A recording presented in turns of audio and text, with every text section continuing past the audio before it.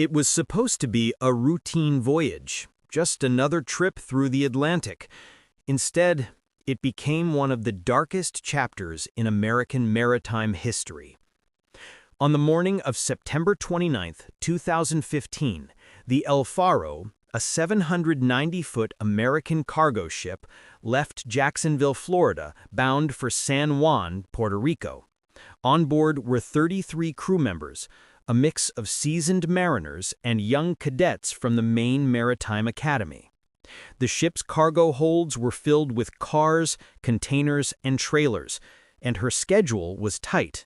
The crew knew the weather could turn, but no one expected the monster waiting for them in the open Atlantic. At that same time, far to the southeast, a tropical depression was strengthening. Within hours, meteorologists began to track a storm that would soon be named Hurricane Joaquin. It was unpredictable, wobbling, intensifying, and stalling over the warm waters near the Bahamas. By the time El Faro neared the storm's path, Joaquin had already reached Category 3, and it was still growing. The El Faro's captain, Michael Davidson, a veteran mariner with decades of experience, believed he could navigate safely around the storm's projected path. The ship's engines were strong, her hull sound, and her route through the Crooked Island Passage was familiar. Still, among the crew, anxiety simmered.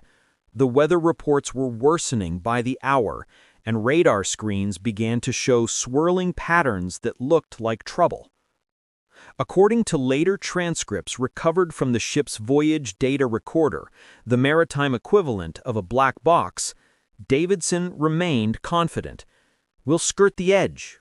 We'll be fine." But the Atlantic had other plans.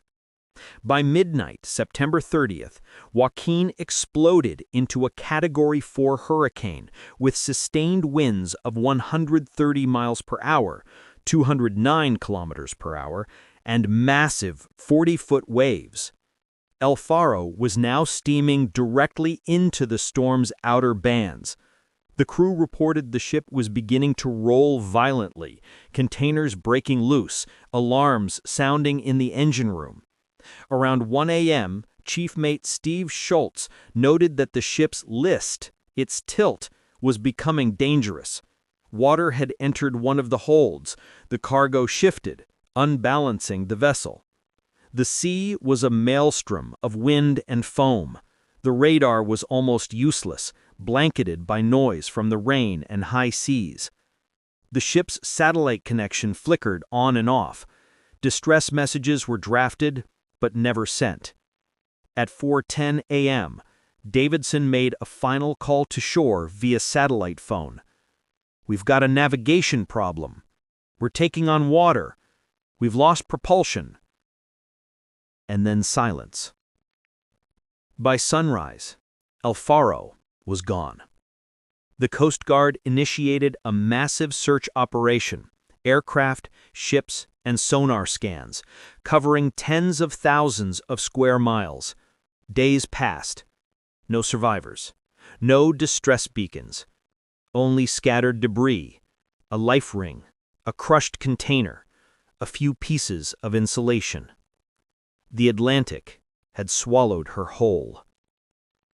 When the wreck was finally located a month later, it was found 15,000 feet, 4.5 kilometers below the surface near the Bahamas. The ship lay eerily intact, upright on the seafloor, its stern broken off, the bridge crushed. But there were no bodies, only silence and steel. The tragedy ignited one of the most detailed maritime investigations in modern U.S. history. The National Transportation Safety Board, NTSB, and Coast Guard spent years piecing together what went wrong. Recovered from the wreck was the voyage data recorder, which had captured the crew's final 26 hours. Its audio painted a grim picture: confusion, fear, and the unrelenting force of nature. The crew's voices revealed that water had flooded the cargo holds, Engines had failed, and the ship lost power, leaving it helpless against the hurricane. Without propulsion, El Faro drifted into Joaquin's core.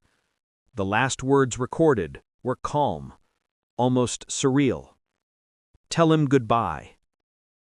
And then, nothing. Officially, the cause was attributed to a combination of human error and mechanical failure.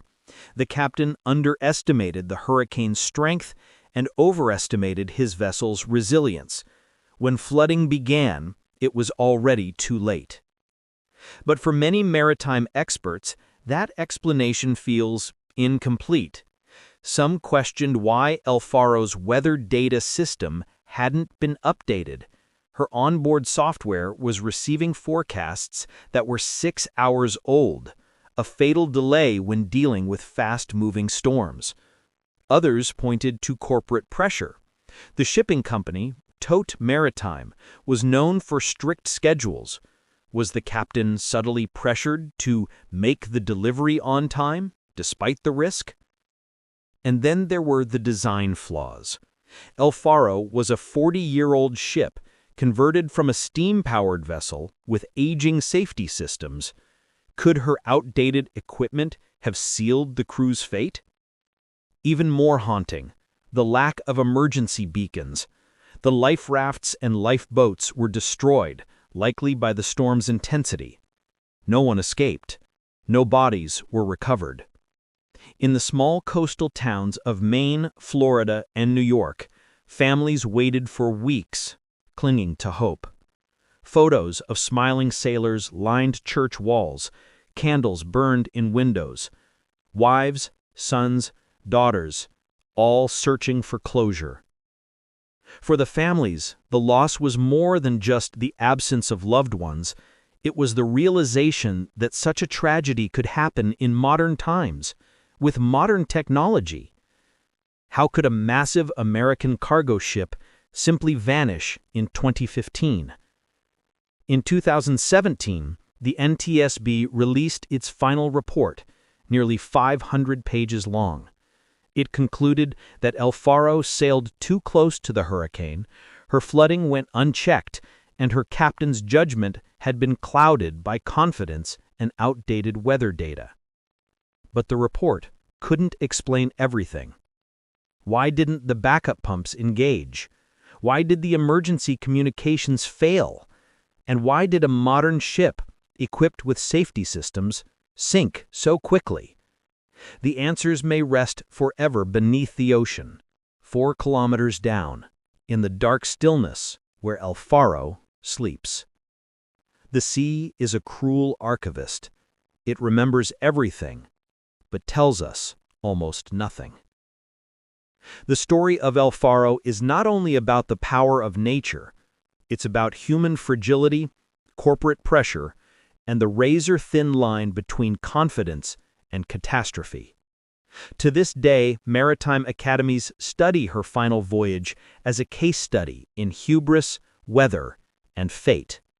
Her name, El Faro, the lighthouse in Spanish, now stands as a paradox, a beacon that vanished into darkness.